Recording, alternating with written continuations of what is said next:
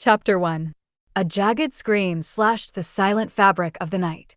The girl sat up suddenly, dazed, as if her mind had been rocketed back from some faraway place. She clutched the covers around her. It was so dark. For a moment she thought she had forgotten to open her eyes. But her eyes were wide, straining. The velvet curtain of night so shrouded her it was as if she were blind. The scream came again, ripping through the darkness. Fear's cold knife edge streaked down the girl's spine. Her heart pounded. She wanted to run, but she could not see, and she was paralyzed with fear. Her mind reeled, trying to grasp onto something, anything, to steady itself.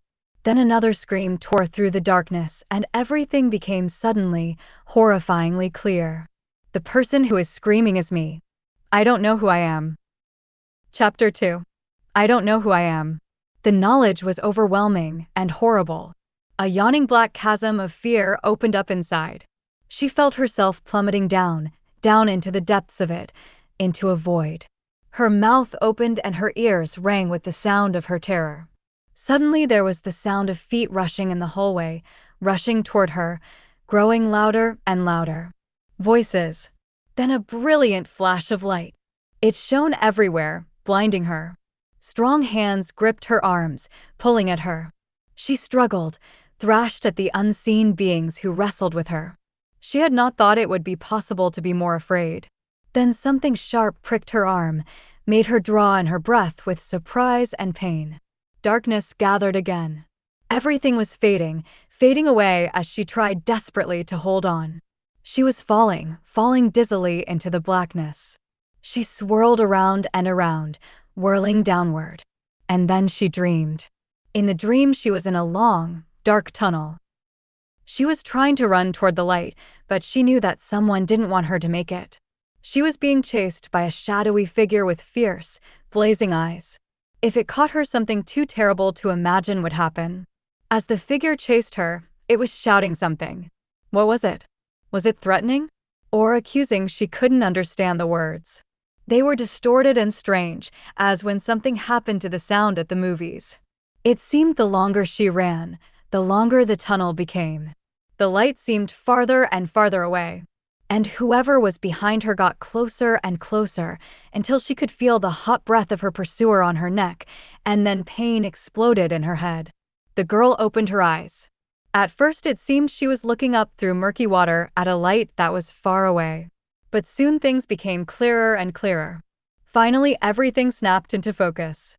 The tunnel had been a dream. But the pain in her head was real. It was white everywhere. Sound at first was still muffled, as if she had cotton in her ears. Gradually, sounds sharpened. So did the pain. Someone was singing tunelessly, repeating the same passage again and again. A figure in white. An angel? The girl wondered for a moment. No, her senses told her instantly. The scent she was breathing was disinfectant. Of course, this was a hospital. The angel in white was a nurse. Well, at least I'm not dead, she said to herself. Even if I don't know who I am. Tra-la-la, sang the nurse. Ever so slowly, the girl turned her head to the right a little. There was another bed in the room. But it was empty. Why do I know this is a hospital, when I can't remember my name? I can't remember if I'm old or young, short or tall, pretty or plain. What is my favorite color? What do I like to do, and who do I love? Where is my family? It was also incredibly astonishing that your life could simply vanish, like a slate that had been erased. The girl found that the pain had lessened from a sharp scream in her skull to a dull, steady buzz. Maybe I'm just getting used to it, she thought. She started to swing her legs over the side of the bed, but stopped abruptly as a white-hot flash of pain shot from her right ankle up to her knee and then exploded through her entire body. A noise came out of her mouth that was a scream and a groan at the same time. The singing stopped abruptly. The nurse came running over, a look of concern on her pale, doughy features. She moved so quickly that her nurse's cap tilted on her gray head. "Oh, you're finally awake," she said, looking down at the girl. "Be careful, dear. That ankle was badly twisted. Are you all right?" The question struck the girl as rather funny. If I was all right, why would I be in the hospital? She said to herself. But she looked at the nurse and nodded. Yes, she said softly. It was difficult to speak. Her tongue felt thick and fuzzy. Her lips felt rubbery. I'm all right, she added, wanting to practice speaking. It felt as if she hadn't done it in a long time. The nurse's face lit up like an electrified smiley button. Of course you're all right. You're in the Grady County Hospital.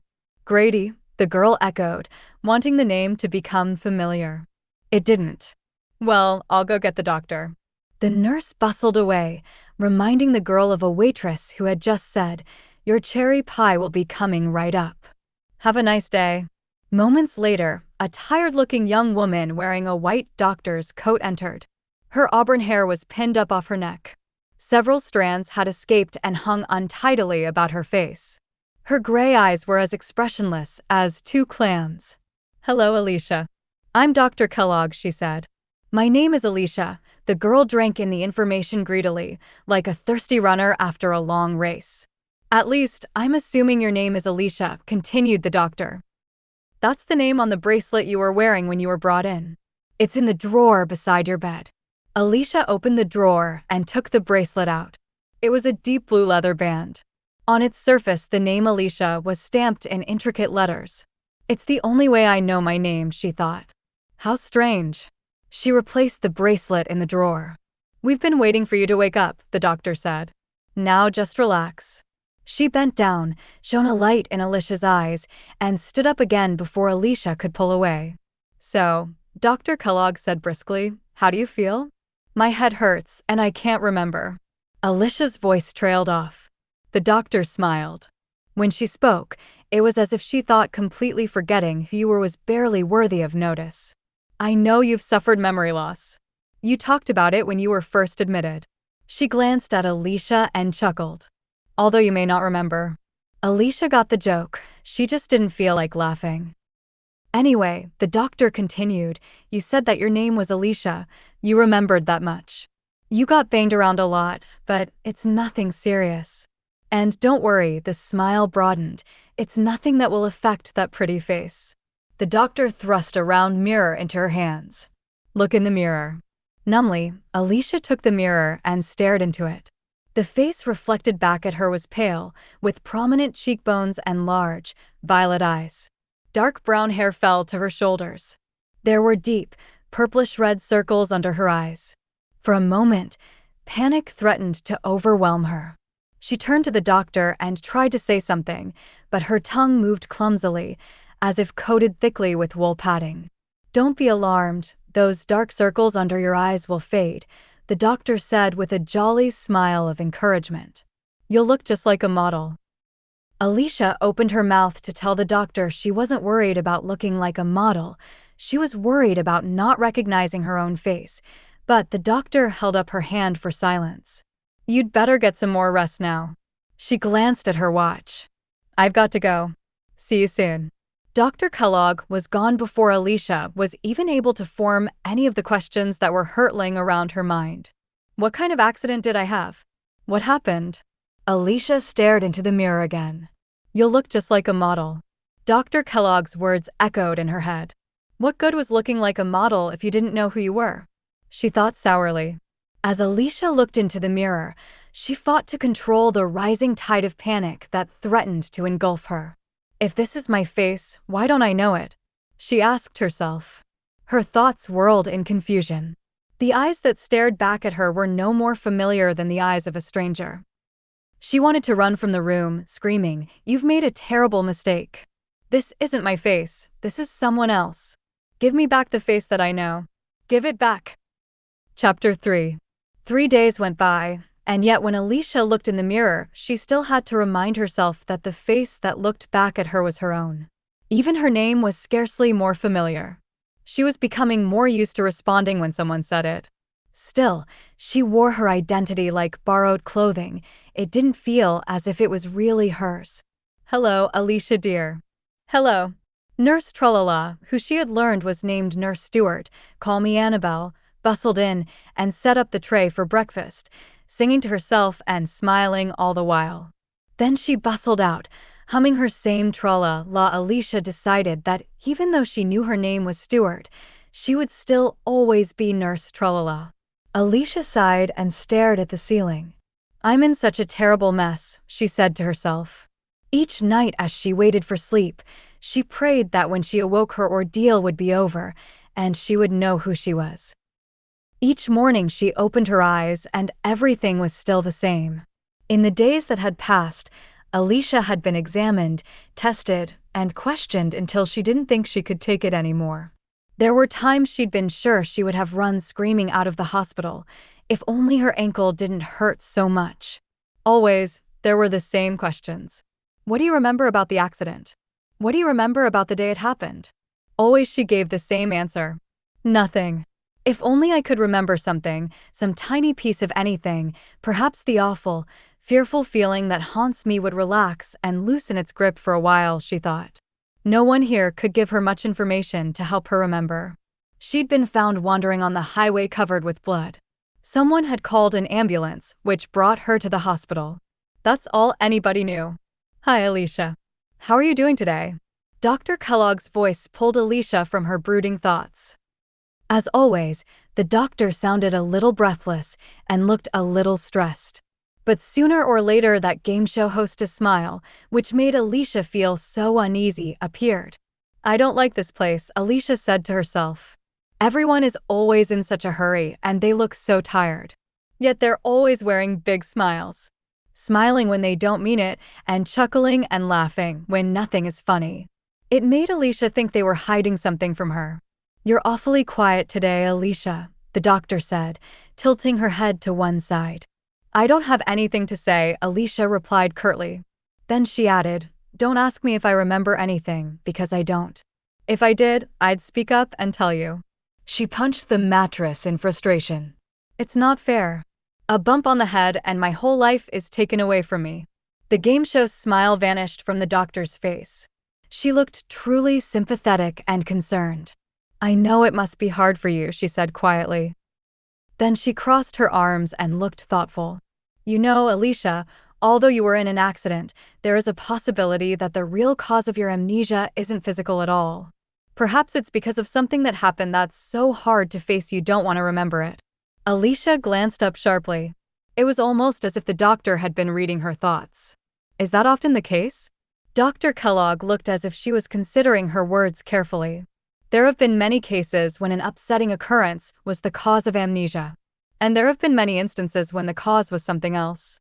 We know you hit your head, but that's not necessarily the reason for the memory loss. Sometimes amnesia means there's something you're afraid to remember. Dr. Kellogg seemed about to say something else when she cast a hurried look at her watch. Whatever she was going to say was forgotten. Damn. I've got a staff meeting soon. For a moment, the doctor looked flustered.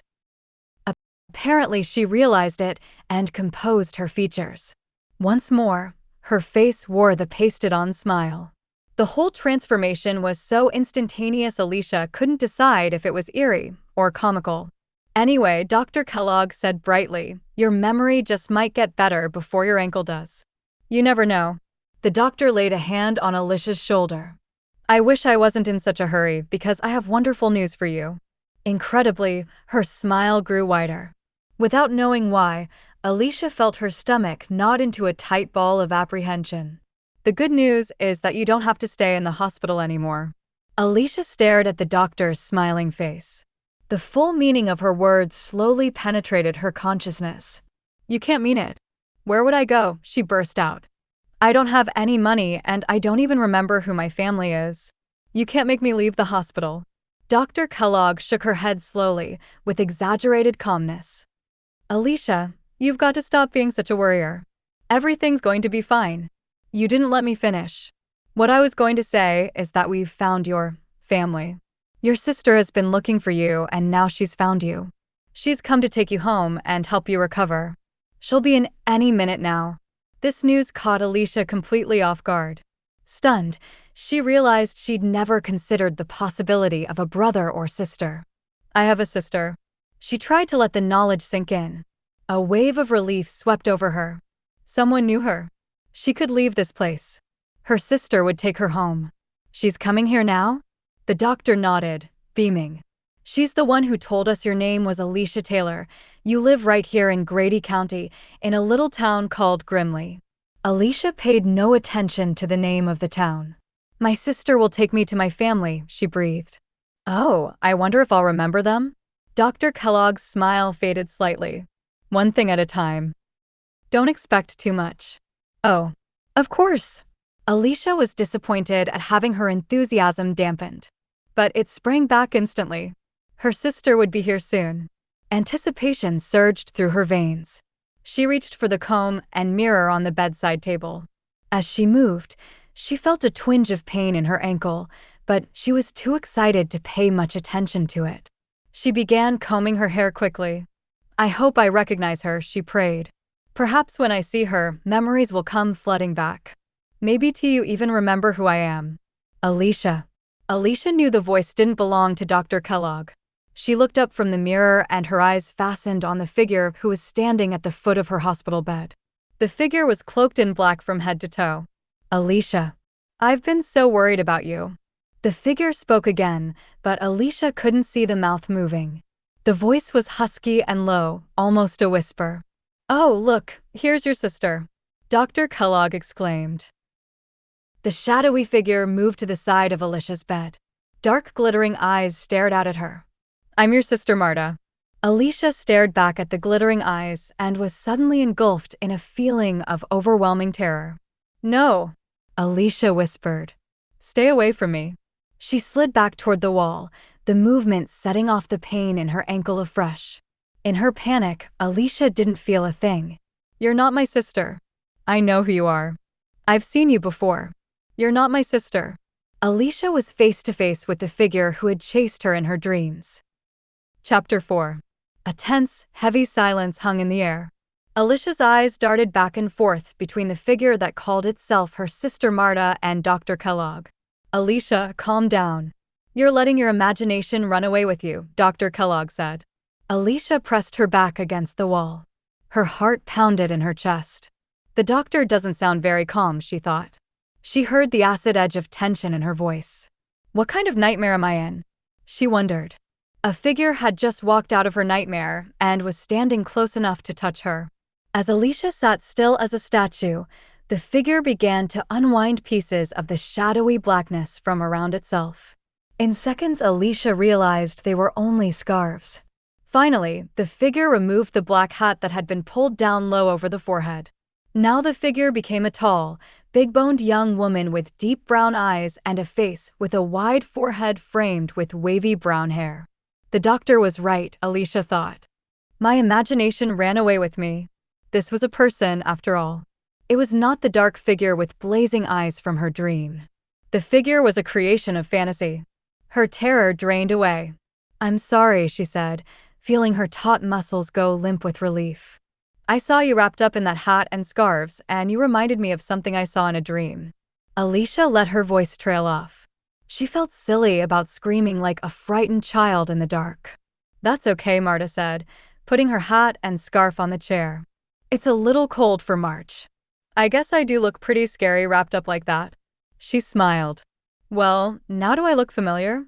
Alicia had absolutely no recognition of her. She could have been anyone, including a complete stranger. She's my sister, and we don't even look the least bit alike, she thought as she looked back at Marta. I don't remember you, she said with a shake of her head. Don't worry, the memory will come, Marta said, her eyes looking into Alicia's. Well, at least she isn't grinning and chuckling at me in the patronizing way the doctors and nurses do, Alicia thought, deciding a point in Marta's favor. I'll let you two be alone for a while. I've got a dash, said Dr. Kellogg. Now, Alicia, everything will be just fine, so you relax. When the doctor reached the door, she turned around. You know what might be fun for the two of you? When you get home, maybe your sister can take you for a haircut. I think a nice short style would look good. Her comment left Alicia speechless. After a moment, the doctor shrugged, then turned around and left. The tension level in the room dropped as soon as the doctor was gone. Relax, echoed Alicia. I can't remember who I am, and she tells me to take it easy. What an idea. She propped herself up on her elbows. Have you noticed that they have kind of a strange bedside manner here? She grinned broadly and did a perfect imitation of Dr. Kellogg. Hey, so you're in a hospital. Things couldn't be better. Honey, you've got to do something about that hair. Sometimes I'm not sure if she knows whether she's a doctor or a beautician. Alicia started laughing in spite of herself. Marta looked at her quizzically for a moment, and then she started laughing too. Marta has an unusual kind of laugh, Alicia thought. It was kind of a hiccup. When the laughter died, Marta faced Alicia with a somber expression. Do you remember anything about what happened? There was that question again. No. Everybody's been asking that over and over again. I'll tell you the same thing that I tell them. No. A single, hiccuping laugh issued from Marta's lips. Then a look of surprise crossed her features as if she wondered where the laugh came from. I'm sorry, she said. I don't know why I laughed. I don't think it's funny. An expression of seriousness settled like a cloud over her features. She crossed her arms over her chest, walked to the window, and looked out. Without looking at Alicia, she said, You mean you really remember nothing? I said I didn't. I was hoping you could tell me something. Marta was silent. She just kept looking out the window. The more the silence deepened, the more apprehensive Alicia became. What wasn't Marta saying? Each second that ticked by became an eternity. Marta was so quiet and still, as if she had gone off somewhere in her mind. Marta, there must be something you can tell me about what happened, Alicia prompted. Alicia watched as Marta blinked several times. She stood up straighter. It was as if she was returning from wherever she had gone in her thoughts. Finally, she began to speak. You know, Tralala, isn't it wonderful that you two have found each other? Nurse Tralala hurried in with the breakfast tray. You two must have so much to catch up on. Tralala. She put the tray down across Alicia's bed. Smiling, as usual, she tore open a small packet of instant coffee and poured it into a cup. Then she poured in hot water from a small glass container. Some problem with the coffee urns, she said. But this instant is very good. I'm sure I'll think I'm drinking fresh perked, Alicia said dryly. The nurse glanced up and looked from Alicia to Marta and back to Alicia and saw the tension on their faces. Her smile vanished. Oh my, she murmured. I won't intrude on you two. I can see you have a lot to talk about. Then, without another word, she hurried from the room. She's right, you know, Alicia said quietly when the nurse was gone. We have a lot to talk about. She clasped her hands together.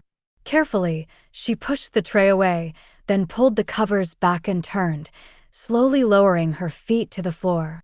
She sat on the edge of the bed and looked at Marta earnestly. Well, go ahead and tell me something. It doesn't much matter where you start, since I don't know anything. Marta pressed her lips together in a thin line. All right, she said, finally. Let's get you out of this hospital first, and then we can have a long talk. But I warn you, you're not going to like some of the things you're going to hear. Chapter 5. There's hardly any traffic. Isn't that wonderful? Marta said without taking her eyes off the road. Alicia looked at her for a moment, startled by the enthusiasm in her tone. Too much enthusiasm, she thought. Marta turned and gave her a warm smile. Sometimes, this road is so congested, Marta said in the same bright, smiley tone. While she went on about the traffic, Alicia tuned her out. She wondered how much longer Marta would go on about trivialities before getting down to what was really important, namely the events surrounding Alicia's arrival in the hospital. Soon she was lost in her own thoughts. Barely an hour ago, I didn't even know I had a sister. Now here we are, on the highway headed for home, she said to herself. What would home be like? Alicia stared out the window at the scenery whizzing by. She kept hoping for a spark of recognition that didn't come. Okay, she said, turning to Marta after they had ridden in silence for a while. You promised to tell me everything once we were on the way home. Well, here we are. Alicia saw Marta's jaw tense, and she gripped the steering wheel tighter so that her knuckles whitened. There's something they didn't tell you at the hospital that might come as a bit of a shock. Marta glanced at Alicia. I hope you won't be upset. She took a deep breath. You mentioned that your whole life had changed in a few days, but it's not a few days, Alicia. You've been in a coma for 4 months. Alicia drew her breath in sharply, and then blurted, for months. It's not possible. When I woke up I thought that I'd been sleeping for a long time, and nobody told me any different. Why didn't they tell me? And why didn't you tell me when we were at the hospital? The car jolted over a pothole. Oopsie daisy. Marta gasped in surprise. The expression sounded strange and jarring to Alicia's ears. When Marta recovered herself, she said, "At the hospital they told me not to give you any news that might upset you." Perhaps they were wrong. Wrong, echoed Alicia, feeling betrayed. She had lost 4 months of her life, and no one had told her until now. She slumped back against the seat for a moment. Then she sat up straight. "It appears I have a lot of catching up to do, so we might as well start. Tell me about myself. What do I like to do? Do I have a best friend?" "Sure." Marta smiled at her warmly. Her face practically lit up. "One thing I can tell you is that we have a great relationship. We're about as close as two sisters can be. We're practically inseparable." "Good." Alicia nodded. "But do I have a best friend?" The smile faded from Marta's lips. "You have other friends, I suppose. You never talked about them. It always seemed that we were best friends." Alicia heard the hurt in Marta's voice. "I'm sorry if there are some important things I don't remember." After a moment, Marta shrugged. "That's okay. It's not your fault," she said tightly. "You'll remember soon enough. On to the next question." Her understanding made Alicia feel guiltier than ever. She took a deep breath. "Am I popular? Do I have a boyfriend?" Marta's profile drooped. "Those things weren't very important to you. People always liked you, but you've always been kind of shy, on the quiet side. You preferred to keep to yourself and spend time doing things at home." "Really? What things?" Marta's smile returned. "We spend a lot of time together, talking, playing games like checkers, chess, cards. You love to play hearts. Oh, and we do crossword puzzles a lot, too." "Oh." Alicia drummed her fingers on the dashboard and looked out the window at the road. Marta went on talking. "We never went out much. We were always happy at home with each other." Alicia exhaled in a long sigh. "Well, how about you? Do you go to school or have a job?" The question had barely left Alicia's lips when Malta piped up, "FM an executive with a company downtown. It's a big job, but it's really very boring. It's nothing to talk about." In spite of what Marta said about the job being boring, a little smile was playing about her lips. She looks quite pleased with herself, Alicia thought. "I'm sure you're being modest about your job," Alicia said. "It must be very interesting." "Tell me about it," she prompted. Marta's reaction surprised her. "No," she said shortly. "It's a big executive position, all right. But it's dull. I don't like talking about my job." She tapped her thick fingers on the steering wheel. "Oh," Alicia said, and sighed again. Everything about their lives sounded so bland, so dull, so dreary. "I'm just finding out about myself, and already I wish I were somebody else," she thought. Marta turned off the highway. They drove through one of the streets of the small town, past a park. "This is Grimly," Marta said, her voice once again bright with enthusiasm. Once more Alicia searched for something she recognized, but found nothing. The town was very small and went by in a blur. In moments they had entered the town, driven through, and were on their way out. "It's not a very big town," Marta said, stating the obvious. They drove on past a tiny shopping center with a pizzeria at one end. Moments later, Marta turned onto a narrow street, then turned again onto another street that ended in a little circle. There was an old-fashioned frame house, painted gray at the end. "Here's the house," Marta said. She turned to Alicia with a wide smile on her face.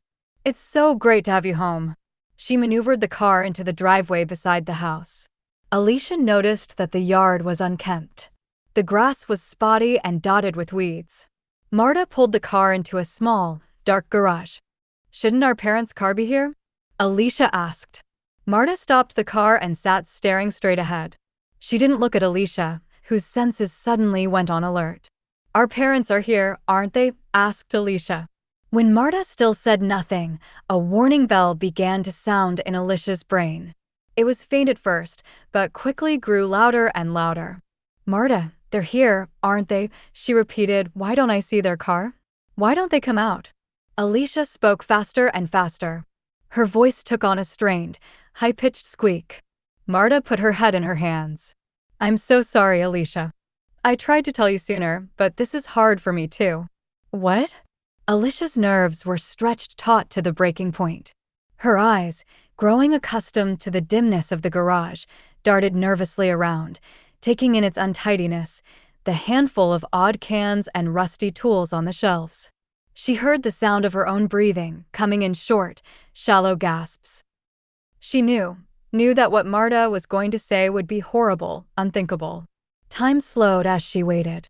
She prayed it would stop. But it didn't. I told you that there were things you wouldn't want to hear, Alicia. Marta raised her head and looked at Alicia. Her eyes glittered wetly. Our parents are dead. They died in the same car accident that put you in the hospital. Chapter 6. Marta opened the door that led from the garage to the kitchen and stepped aside. Go on in, Alicia. You're home. Her face was lit up in a wide grin that Alicia found strange, considering she had been talking about their parents' deaths only moments ago. I've been in a coma for months. She's had time to adjust, she reminded herself. Her mind was numb with shock at the news. The excitement she felt only a few moments ago at the thought of entering her new home had vanished. She had such an eerie feeling of unreality. She was sorry her parents were dead, and yet she could not grieve for them, because she didn't even remember them. Come on in, Marta urged. Alicia took a deep breath and stepped into the kitchen. It was scarcely brighter than the garage. The shades were pulled down and the curtains closed. They were green, with ruffles. Looking around, she saw it was a plain sort of room, not dismal perhaps, but certainly not cheery. Nondescript was the word that fit, she decided. The cabinets were white, the walls painted green. The floor was black and white linoleum squares. In one corner hulked a large, ancient-looking refrigerator. Nothing looked familiar. Come on and have a look at the living room, Marta said, leading the way. Limping, Alicia followed her into a room that was darker than the kitchen. Heavy drapes were pulled shut, blocking out all but a few thin fingers of light that filtered through. The effect was like being in a cave. She maneuvered herself painfully over to the windows. It's so dark in here, she exclaimed, pulling at the heavy drapes. After a moment of examination, she found the cord to pull them back. There, that's better. The sun fades the furniture, Marta said stiffly. She began pulling the drapes closed again. Marta, wait. I can't remember anything if I can't see it, Alicia cried. Besides, it's creepy to have all the sunlight shut out of the room. It's like we've hiding or something. Marta hesitated. After a moment, she released the drapery pull. Well, it's not good for the furniture, she said again. She fixed Alicia with a narrow gaze of disapproval. Alicia ignored her and turned to look around the living room. The mantel was adorned with an ornate brass clock. There were several overstuffed chairs in the room, each with a scarf of crocheted lace over the back and on each arm. The rugs were deep burgundy oriental, and all of the wood was dark mahogany. Every available surface was covered with porcelain figurines of people or animals.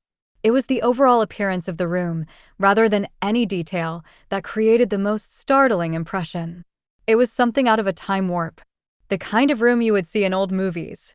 The eyes of the porcelain figurines seemed to be silently vigilant, staring at her. Some of these pieces are collector's items, Marta said, her voice full of pride. She gestured toward a figure of a sleeping dog. This one's 100 years old. It's nice, Alicia said, not knowing what else to say. The figure of the dog didn't look antique to her, it didn't even look very interesting. One thing, though, it wasn't dusty. In spite of the myriad of knickknacks, there wasn't a speck of dust anywhere in the room. You really keep the place in top shape, she said. With a demanding job, you must have someone to help with the cleaning. If you do, maybe the person will help me remember something, she thought. But Marta was shaking her head. Goodness no, she exclaimed, with a shocked expression. I wouldn't dream of it. I do it all myself. That way I know it's done right. Before Alicia had time to comment, Marta said, You must be hungry. Suddenly, Alicia realized that she was famished. As if on cue, there was a rumbling in her stomach. As a matter of fact, I'm starved, she said, running her hand along the arm of an overstuffed chair. It felt velvety, but not familiar. Marta disappeared into the kitchen. Alicia heard the sound of her walking across the linoleum floor. She heard the refrigerator open and close. I just now realized how sick I've been of that hospital food, she called to Marta. Hey, I've got an idea. Why don't you call and order a pizza? There was no reply. Marta, did you hear me? She called again after a moment. You don't like pizza. Neither one of us does. Marta's voice came drifting into the living room. The words struck Alicia like a drenching of cold water. It was impossible to describe how strange it felt to be told what sort of food you liked or didn't like. Well, my stomach doesn't remember that I don't like it. Let's give it a try, Alicia said defiantly. She went back to examining the contents of the room. There was a table crowded with pictures. She picked one up and saw the faces of a worried-looking middle-aged couple. There was another framed portrait of them and another one with a child who was unmistakably Marta. They must be mom and dad, she thought, wishing she felt a glimmer of recognition. Painfully, she limped over to the mantel where there were more pictures. She picked them up one after the other, trying to connect with her past. You don't like pizza, she heard Marta say, so close behind her that she jumped and turned around. Marta was holding a carving knife, the blade glinting in the stream of sunlight that filtered through the blinds. I think it's probably better if you try and do everything as much the way you used to do it as possible, don't you? She saw Alicia staring at the knife and lowered it. Take it easy. I was just going to make you a liverwurst sandwich. It's your favorite. Mentally, Alicia searched the recipe file in her mind. Sandwiches. Liverwurst. Liverwurst. Liverwurst. Liverwurst. She laughed nervously. Isn't that an awfully big knife to cut liverwurst? Anyway, I don't think I like that. Marta tilted her head to one side. How can you say that, Alicia? You know you don't remember. She put one hand on her hip. Trust me. It's your favorite. Her tone carried a finality that allowed no more argument. I'll have it for you in a second. She began to walk back to the kitchen. Can't I help? No, Marta said firmly, without turning around. I'm going to take care of you until you get better. That's what sisters are for. Feeling a little frustrated, Alicia watched her go. I can make my own lunch, Mommy, she felt like saying. Marta had insisted on doing all the packing before they left the hospital, too. Alicia didn't like the way Marta had just taken over. As soon as the thoughts had voiced themselves in her mind, though, she felt guilty. Marta was doing her best to help, and yet she wasn't feeling very grateful. I'll let her do everything for a while if that's what she wants. After all, she's been very nice, and she's trying so hard. Once again, Alicia went back to examining the pictures. There was Marta at around age 6, playing in the snow. What was I doing that day? She wondered. Will I ever remember? Marta appeared as silently as before. Alicia didn't know she was there until she spoke. Sandwich is ready. Come on. Go ahead. I'll be in a minute. I just want to look at these photographs a little longer. Marta crossed her arms and spoke as if addressing a difficult child. Now, Alicia, you need to keep your strength up if you're going to get better. You can look at the photos later. Alicia felt a prickle of irritation. She's only trying to help, she reminded herself. All right. Ever so slowly, so as to keep the pain in her leg to a minimum, Alicia followed Marta to the kitchen. 2 glasses of milk and 2 identical sandwiches were on the table. You're sure I like liverwurst? Alicia asked in disbelief as she eyed the sandwich. It's your favorite, Marta told her again, smiling encouragingly. Alicia sat down. With resignation, she took a bite of her sandwich. It was every bit as bad as she'd imagined it would be. She swallowed the bite with difficulty and drank several long gulps of milk. Across the table, Marta was eating hungrily. She barely paused between bites. It looks as if she's the liverwurst lover, Alicia thought. Then the sight of Marta's canvas purse on the kitchen counter made her think of something. Marta, could I have a look at my pocketbook, or whatever sort of bag I had? Looking at my ID and the other stuff inside might help me remember something. Even just seeing the bag might help. Across the table, Marta was already shaking her head before Alicia finished speaking. She swallowed and then took a drink of milk. Sorry. I'm afraid they never found your bag. It was lost in the accident. She spoke quickly, hardly raising her eyes to Alicia's face. Then she went back to eating her sandwich. That's too bad, Alicia said softly. Then another thought occurred to her. Well, Maybe I'll remember some faces when I go back to school. I must have an awful lot to catch up on. It's kind of scary to think about how much work I must have missed. Marta swallowed the last bite of her sandwich before replying. Alicia. She smiled and shook her head. You can't possibly think of going back to school in your condition. Why, you've missed months of work, and you still have a lot of recovering to do. Marta carried her dish to the sink and began washing it. I've already discussed everything with the principal of your school.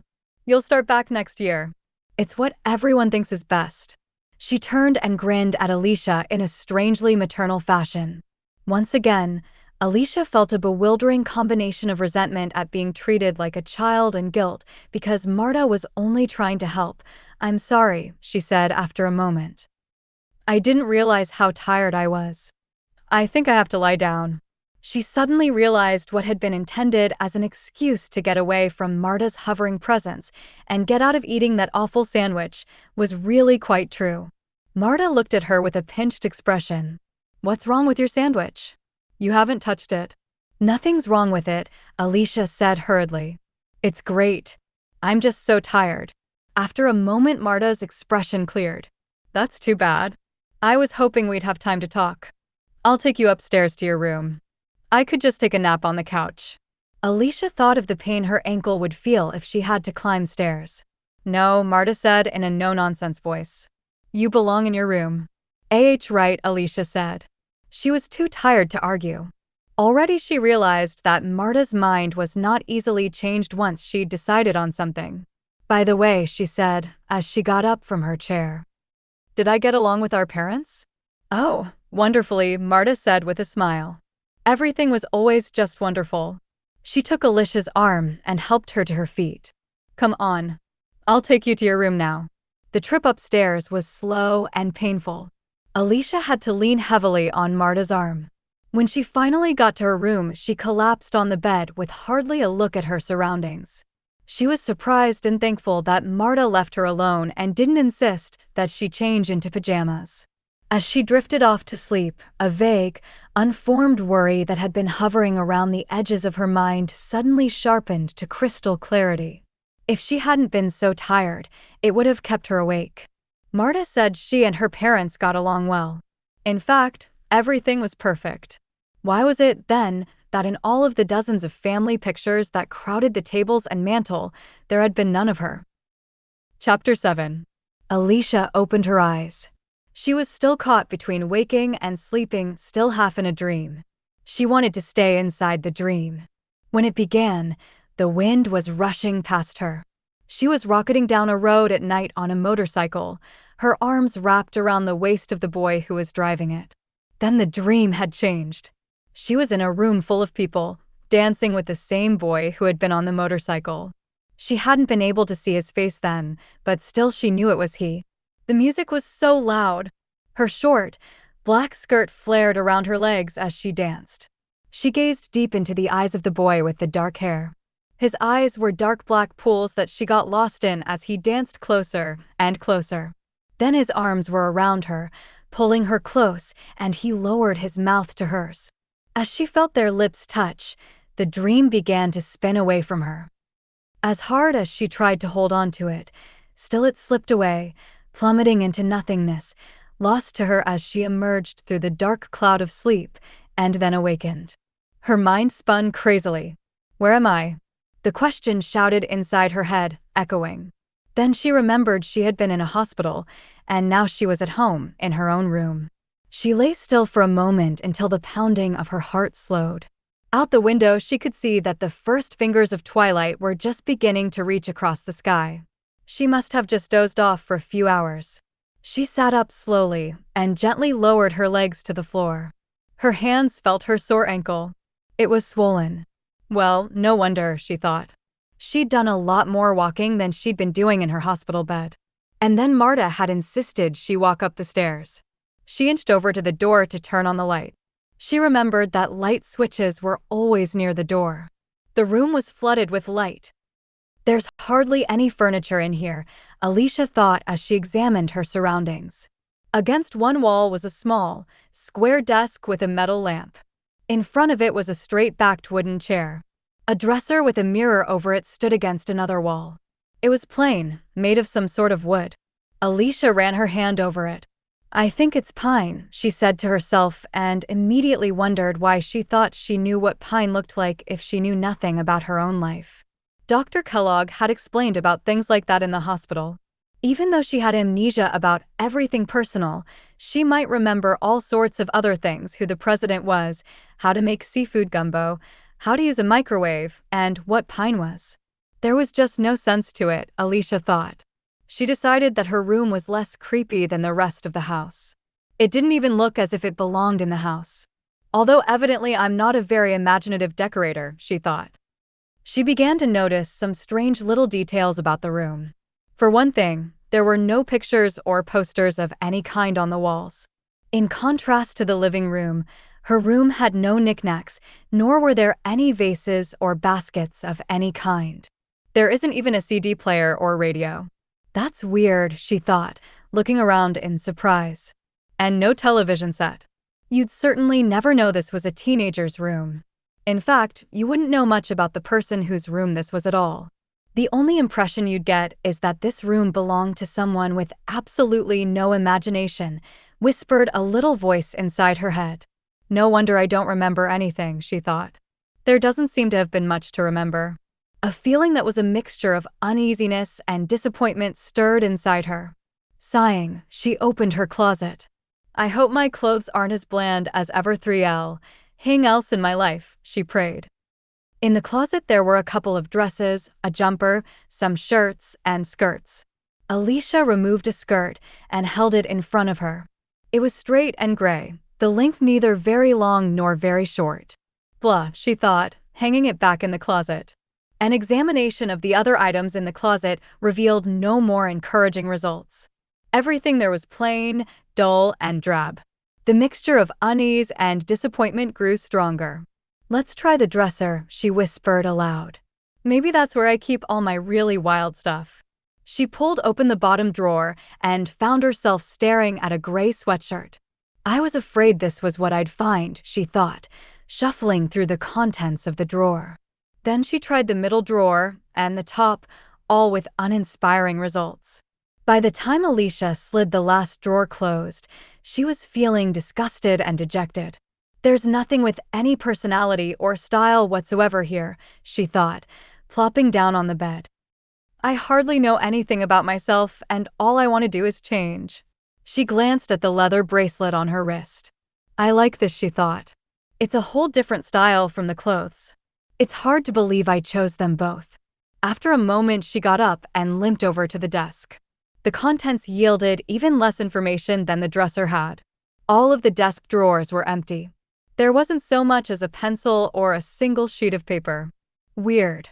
Alicia whispered it over and over again as she gazed around the room, the thought sinking in that this was supposed to be the room she had lived in all her life, and yet there was not one personal item, no photos, no letters, no jewelry or perfume.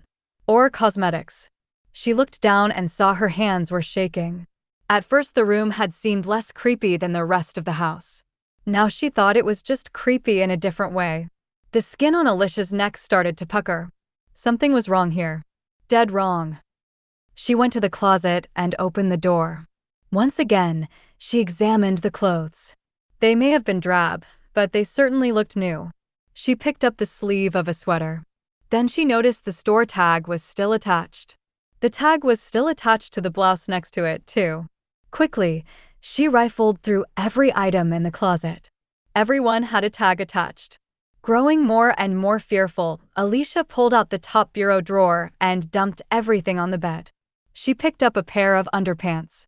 There were tags on those, too, and on all of the rest of the underwear. Alicia sat down on the bed amidst the contents of the spilled drawer. Thoughts whirled in her head. Her bag had been lost in the accident. She had no identification whatsoever. She didn't remember this house or this room. She couldn't remember the clothes because none of them had belonged to her. They were all new. There were no photographs of her. There was absolutely nothing to indicate that she had ever lived here at all. And she didn't remember her sister. Chapter 8. Marta. Alicia looked up and saw her standing in the doorway, still as a statue, with a stone-like expression on her face.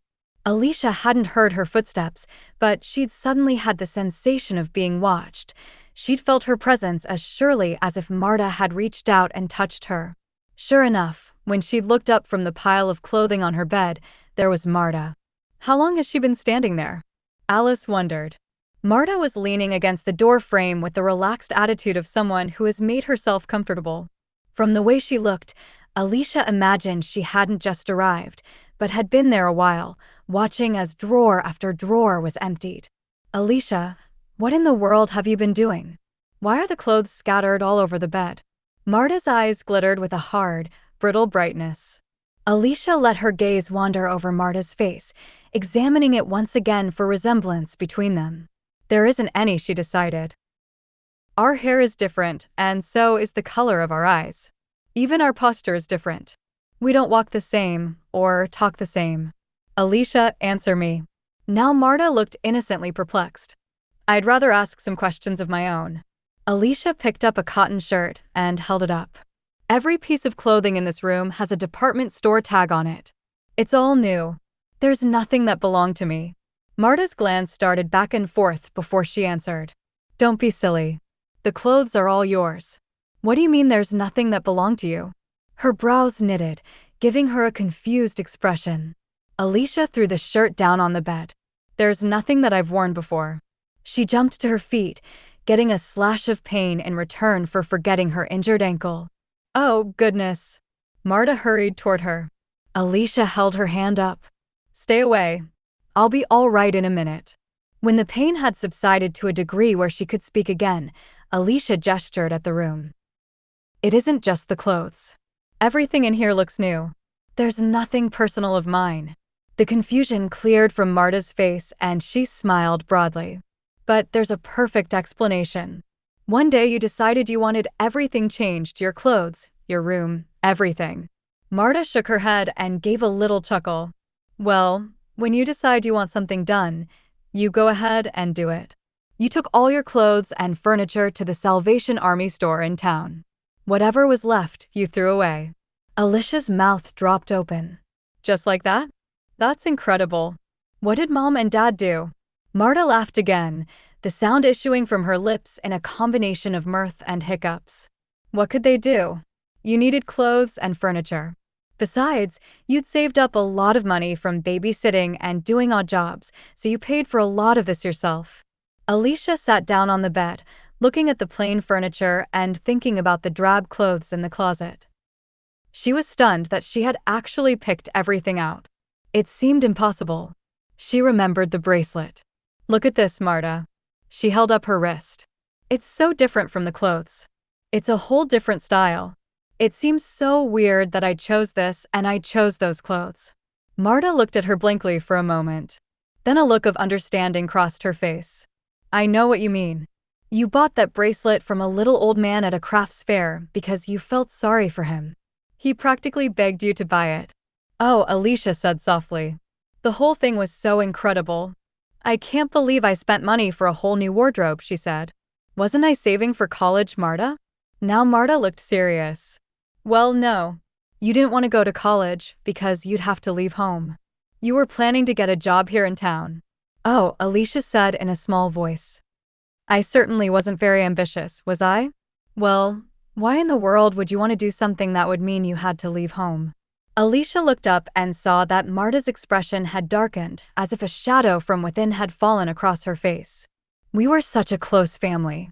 Especially you and me, said Marta. Sisters should stick together. Alicia ran a hand through her hair. She felt uncomfortable with this explanation. It just didn't add up somehow. She turned to Marta, whose face was frozen in a look of solid disapproval. If we were such a close family, why aren't there any pictures of me in the house? There are loads of photographs here, but I'm not in a single one. Marta's body stiffened. She walked to the window, and with her back to Alicia, she said quietly, You had a little feud with Mom and Dad about 6 months ago. You took all the pictures of yourself that were in the house and burned them. Burned them. Why? After a moment, Marta turned to Alicia. It wasn't a big deal at all. It was just one of those teenage things. She gave a little shrug. We were all very upset. Mom and Dad and I. You'd never done anything like that before. We couldn't imagine what got into you. There's nothing. Nothing. Alicia got to her feet carefully this time. She felt like running to see if she recognized anything as she ran past it. But, of course, she couldn't run. It hurt just to walk. I'd just like to be alone for a while, please, Marta. I want to think some things over. Well, all right, Marta said, slowly. She walked over to the bed and began folding the clothes. Gosh damn it. You've made a big mess. I'll just put these away for you first. Marta, I'll do it. Just leave me alone. Alicia was surprised at her own outburst. But she was more surprised at the fury in Marta's voice when she answered. You never appreciated anything I did for you. Marta said, her face twisted in a grimace of rage. Her big hands clenched and unclenched themselves at her sides. For a fleeting instant, Alicia thought she might walk over and strike her. Then Marta stormed from the room, slamming the door behind her. When she was gone, Alicia limped to the single chair in the room and sat down. She felt weak, as if the encounter with Marta had drained away her energy. I've got to get better and stronger, she thought, resting her head in her hands. There's something going on here that Marta isn't telling me. Suddenly getting rid of all of one's clothing and furniture isn't the act of a sensible person. It doesn't fit with the mild-mannered me that Marta described. Nor did burning photographs sound like something that was no big deal, especially if everything about family life was as hunky-dory as Marta said. Hunky-dory, Alicia repeated to herself. That sounded like something Marta might say. She had a lot of those funny little words that sounded, well, goofy. Like oopsie-daisy and gosh darn it and fiddle-faddle. The skin on the back of her neck prickled. Everything about Marta was just a little out of step. The way she didn't laugh until Alicia did, and then joined in with that hiccuping sound. The way her expressions changed from moment to moment. Being around Marta was like watching a dancer who couldn't keep the beat.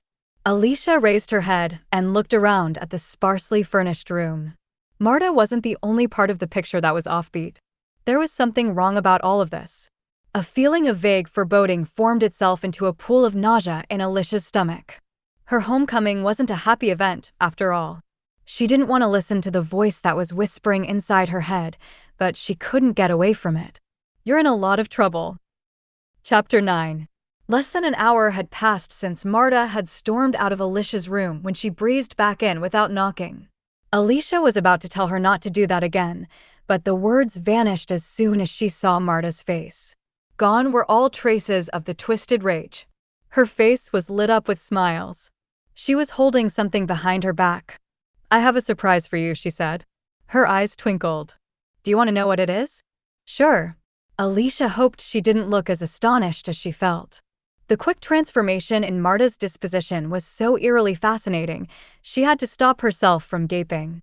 Keeping whatever it was hidden behind her, Marta stepped closer. The smile slipped from her face and she looked solemn.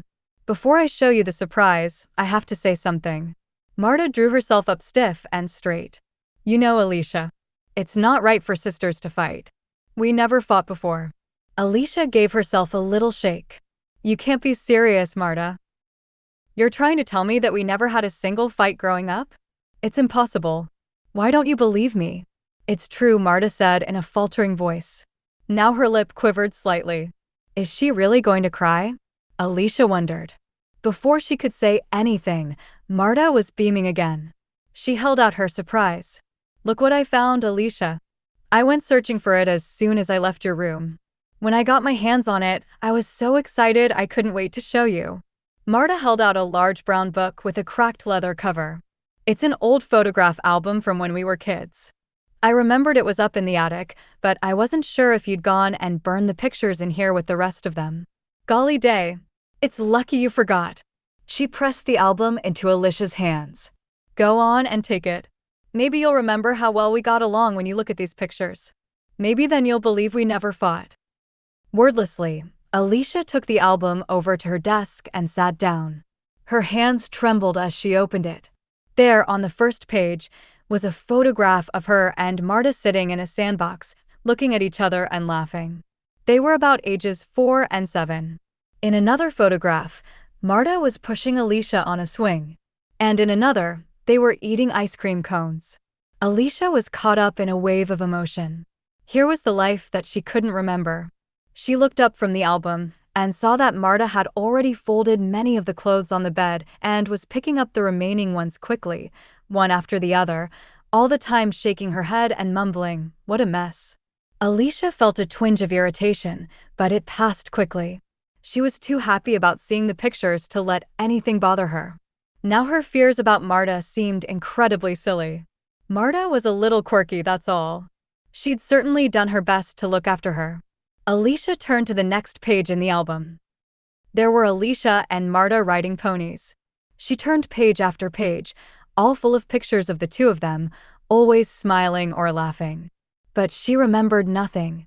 When she looked at the last page of photographs, Alicia closed the album and put it down on the desk. Marta had finished putting everything away and was just standing there. "Well, Alicia? Any memories?" Alicia shook her head. "Nope. But I still liked looking at the photos. And you're right, it looks like we got along awfully well." A smile lit up Marta's face. "I'll look at the pictures some more, and sooner or later the memories will come. Thanks for putting the clothes away, but you really don't have to do everything for me." Marta made a dismissive gesture with her hand. "Nonsense. I'm happy to help you. That's what sisters are for. And now I'm going to go downstairs and make you a nice cup of hot cocoa." "Thanks, Marta, but I don't want any right now." Marta's smile disappeared for an instant, but then reappeared. "You just don't remember how much you enjoyed it when we had cocoa together. It will only be a minute." Alicia watched her go. "I hope that when the novelty wears off, Marta will stop hovering over me," she prayed. Her hand brushed the cracked leather cover of the album. She opened it again and began thumbing through the pages. How strange to know that I'm looking at pictures of Marta and me and not remember anything about the times when the photographs were taken, she thought. But then something made her pause and stare at a picture of her standing with Marta in front of a Ferris wheel. Like far-off music, a memory stirred, distant at first, then sweeping over her with a rush of sound, sights, and the smells of popcorn, hot dogs, and cotton candy. Alicia's heart pounded. "I was there," she whispered, looking at the picture. The lights and whirl of activity painted themselves in broad strokes across her mind, bolder and bolder. She remembered that she and Marta had gone on ride after ride. Then they had both eaten huge clouds of pink cotton candy. Alicia hugged the worn photo album to her chest. "I should be overjoyed about remembering anything at all, but I'm not." "Why?" she answered herself. The fear hadn't gone away. She'd seen pictures from her past and even remembered something, but she was still filled with anxiety. Anything, it had gotten worse, because now she didn't have a cause for it. Before she'd thought her fear had something to do with Marta. Now that seemed silly. She wasn't afraid of Marta anymore. She was just afraid. From some dark chamber inside her mind, she recalled Dr. Kellogg's words. Sometimes amnesia means there's something you're too afraid to remember. Chapter 10. Alicia dreamed she was running down the dark tunnel again, while the accusing dark stranger with the blazing eyes pursued her. But this time, she made it out of the tunnel. It ended abruptly. Suddenly, her gray frame house loomed before her. Without understanding how she got there, she found herself on the porch. Then the door opened. "Welcome." Nurse Tralala stood before her. She looked different from before. This time her eyes were ringed with smudges of eyeshadow, the lashes clumped together with thick mascara. On her cheeks were two bright, hectic spots of red, and her mouth was a crimson slash across her face. "I'm so glad you're home, Alicia, dear. I have a surprise for you." She held a jacket out toward Alicia. "Go on, dear. Put it on. It was made for you." Alicia looked at the jacket. There was something strange about it. Then she understood what was wrong. It was a straitjacket. And then, but it was impossible, she saw that Nurse Tralala was wearing a straitjacket too. Alicia started to scream, or at least she tried. When she opened her mouth, no sound came out. She was jerked from the dream and suddenly sat up in bed, awake in the darkened room. Her heart was pounding, and her mouth was still open in the silent scream. After a moment, she was calm enough to glance at the glowing fluorescent numbers on the face of the clock at her bedside. 3:30 a.m. The same time she'd awakened for the past how many nights? She slumped back against the pillows. One day had blended into the next. She'd been home nearly a week now, and after the flash of recognition she'd had looking at the picture of the carnival, she'd had no more memories. And the fear had persisted. Sometimes she was nearly able to forget it, but always it hovered at the edges of her mind. Sooner or later it returned full force. She'd spoken to Marta about the bad dreams and the fear. Marta had pooh-poohed her worries. In fact, that's exactly what she had said. "Oh, Pooh, there's nothing for you to be afraid of. You feel scared because you can't remember who you are. As soon as you remember what a happy life you had here and get back to it, the fear will go away. So will the bad dreams." It sounded so sensible. But as hard as she tried to believe it, it didn't work. Fear was her constant companion by day and followed her into her dreams. Night after night began with variations of the same nightmare that started with her running from someone in a tunnel. The only dreams that didn't terrify her were the ones she had about dancing with the dark-haired boy and riding behind him on his motorcycle. She'd asked Marta about the dark-haired boy in her dreams. Marta had told her there had been no such boy in real life. Alicia chuckled to herself in the dark. Riding a motorcycle and dancing wildly with a handsome boy certainly didn't mesh with the Alicia she'd been told about. That girl would rather do a crossword puzzle. But the things she did in the dream seemed exciting and fun and so real. After a while, Alicia drifted back into a restless sleep, yearning for the dark-haired boy. She awakened to the sound of Marta's voice. Marta wasn't in the same room with her. She was somewhere else in the house. And she wasn't talking to anyone who was here, that much was certain, because the only voice Alicia heard was Marta's. She was talking on the telephone. Funny, Alicia realized she hadn't heard the telephone ring since she'd been here. "I guess I was just too out of it to notice," she thought. She strained her ears to hear what Marta was saying. "Tired?" "No, I don't think so. Too soon. Alicia can't. She's visiting relatives." The last statement went through Alicia like a shock. Why would Marta tell someone she was visiting relatives? Maybe it was one of her friends. She struggled to sit up. But before she could even get her feet on the floor, she heard Marta saying, "I'm sorry. I really can't talk any longer. I'm late for work." There was the sound of the telephone receiver being replaced in its cradle, the sound of Marta's quick steps, the sounds of the door opening and then shutting with a soft click. Alicia dropped back against the pillows. She turned her head to look at the time, 10 o'clock. No wonder Marta didn't wake me up, she thought. She must be very late. Marta woke her up before 7 every morning and made her a big breakfast. No matter how many times Marta told her she loved to eat a big breakfast, she always dreaded the meal. "I guess my appetite has lost its memory, too," she'd said to Marta one morning. Marta hadn't laughed.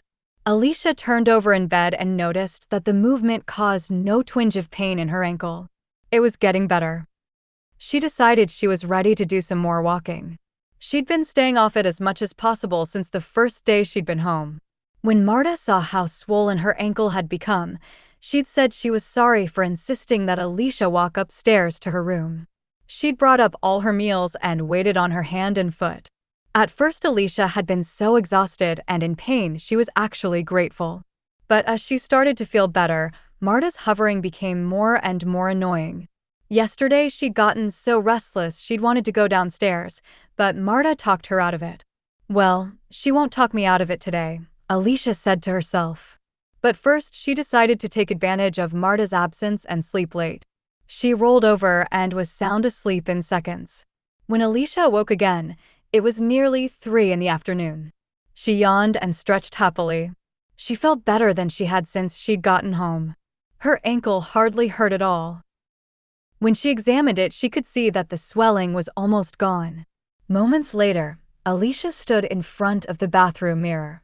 "You're looking better now, too," she told herself as she smiled at her reflection. Her eyes had lost the dark circles, and the exhausted, drawn look was gone from her face. As Alicia brushed her teeth, she pondered the phone conversation. Who was it? She wondered. And why did Marta tell them I've gone to visit relatives? Alicia washed her face and finished with several splashes of cold water. She knew the reason Marta would give her. Marta always did what she thought was best for her sister. That's what she always said. Back in her room, Alicia faced the discouraging task of finding something to wear. She shifted the hangers this way and that, her frown growing bigger by the minute as she looked at each item. They all seemed so nerdy, so lacking in any kind of style. Finally, she chose a gray sweatshirt and a pair of black slacks.